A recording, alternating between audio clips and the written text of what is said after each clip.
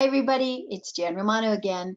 We're going to continue with our Excel basics and creating a budget, and we're at the point where we're going to be doing some formulas. So what I'm going to do right now is I'm going to go into Excel and I am going to show you what we finished off with. We finished off with this My Home Budget, putting in our labels and our values. We widened our columns. We put in some formatting for our numbers and borders, and now we're ready to do our formulas. So I'm going to direct you to Excel right here, and we're going to focus on the Excel spreadsheet, and I'll come back in just a little bit with my webcam. So you can see my screen, and right now I'm going to click in cell B12. And in cell B12, you're going to be able to see that it is an empty cell, and I am going to be creating the auto sum function, using the auto sum function to create the formula to add up the rent, the heat, the electricity, the phone, miscellaneous.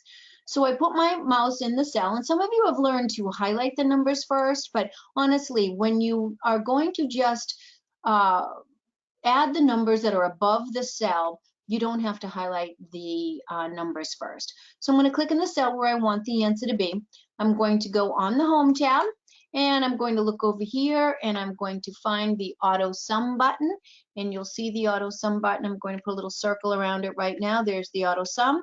I'm going to click on the Auto Sum, and I want you to watch what it does. It is programmed. This button right here, the Auto Sum button, is programmed to look up. It's programmed to look up until it finds an empty cell where it finds a label, and it'll stop adding. And so I want you to notice that this formula starts with equals, sum, an open parenthesis. Some of you maybe have learned in the past to type that. You don't need to do that. You just use the auto sum button, and it knows to look up, and it puts the cell addresses for you. So B7 is where the rent is. A colon right here means through. So B7 through B11, which is miscellaneous. And if I hit enter on the keyboard, it will lock in that value. Now, there's one thing I'd like to show you is 2,750 is the total for these expenses. But I'd like you to take a look right up here. This is called the formula bar. The formula bar basically tells you the truth about what's in a cell. So it's telling you right now that in cell B12, this box to the left here is called the name box. It tells you what cell address you are in. The formula bar tells you what formula is actually in the cell. So the number 2,750 is really not in the cell. The formula is in the cell, which means it's going to add up whatever is in cell B7 through B11. So if the rent goes up, let's say the rent goes up to 2,200 or 2,000 or whatever it goes up to, I'll put in 2,000 so it won't be too much. I'll enter it in, and I want you to notice that the total changes because this formula, I'm going to double click in this cell right now. This formula is summing up whatever's in B7 through whatever's in B11. The other thing that I'd like to show you is, let's say you forgot one of your expenses. I'll say a car payment, and I want to add that into these expenses. Well, right now this formula is adding up B7 through B11, so if I add a row in between B7 through B11, this formula will automatically change. So that's what I'm going to do. I'm going to come over here to the number 9. I'm going to right click. A menu pops up. I'm going to choose the choice called Insert. It is going to insert a row. So I'm going to click right here and type in car payment. And let's say I have a car payment of 300. I'll enter 300, and notice it automatically puts the $sign on that number. And then I want you to notice that the expenses have now risen because it is including car payment. Watch when I double click in cell B13. Remember, it used to be in cell B12. I inserted a row, so I'll double click, and it does add up all of those B7 through B12 now. So the auto sum is a great function. It is called a built-in function because it is part of the ribbon There are many other formulas that eventually we'll get to, but the AutoSum is one you'll use all the time. I'm going to come down here now to cell B15. So I want you to think about it. When you are using Excel, you really have to just say to yourself, okay, what is the math that I want to do? And I want you to think about it. You basically want to take the income in cell B4 and subtract the total expenses in cell B13. And you want the answer in cell B15. So now you know the math. What you're going to do is tell Excel and show Excel what you want to do. So the first thing you should know is all formulas start with an equals. Now, I don't know if you remember that the AutoSum had an equals in front of it. We didn't have to type the equals then because we used a built-in button, a built-in formula for the AutoSum. But when we subtract, there's no built-in formula. So we have to start off with an equals, which actually tells Excel, here comes a formula, and the answer is going to be in this cell, which in this case is B15. Now I'm going to take my mouse, and I'm going to move my mouse and show Excel by clicking on the 3800. And I want you to notice that in cell B15, it actually typed the cell address, which is B4. Now I'm going to use my numeric keypad.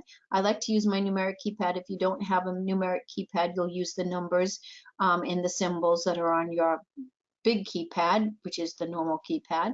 But I'm going to put in a minus, which is for subtracting, and then I'm going to click on the total expenses. And what Excel does again is it types the cell address that I have clicked on, and nicely it gives me kind of a color coding, B4 minus B13. Could I have typed that in? I could have. The only thing is sometimes I do make typing mistakes, so I didn't want to type that in. And so then I just hit enter, and now I have that total of what's left over from my expenses into savings, and that would be really nice to put $550 into savings each month. Well, let's see what we can learn from this again. I'm going to click on this cell. I'm going to come up here once again and look in the formula bar. And this formula bar is showing me B4 minus B13.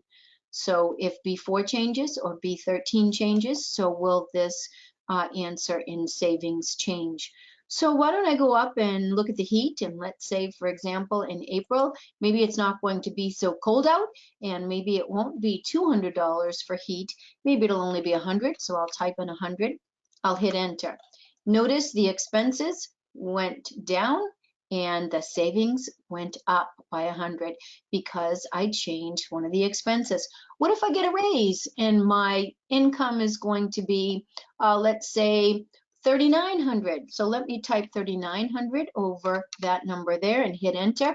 And notice my savings go up. My expenses stay the same. My savings go up because, again, this formula, let me double click on it, will show you again that it's taking the income and subtracting the expenses in order to get the savings. So formulas, they are excellent to use in Excel. Obviously, some of these spreadsheets are going to need maybe some more advanced formulas, which we will find in this formulas tab. Notice when I click on the formulas tab, there are going to be financial formulas, logistical formulas, formulas for formatting and determining text, formulas for using a date or time within a formula. We're going to be able to use VLOOKUPs and HLOOKUPs, math and trigonometry. If you do statistics or engineering, there are all kinds of built-in formulas. So right now, what we learned, just to review, is we learned the AutoSum here to add up a group of numbers, and a group of numbers that are touching is called a range. So a range of cells have been added up with the AutoSum function. And we also learned to write a formula on our own. There's no button for subtracting, so what we have to do is start off with an equals, click on the cell that we want to start with, tell Excel, is it adding, subtracting, multiply, or dividing? In this case, it was subtracting, and what cell to subtract, and we're all set.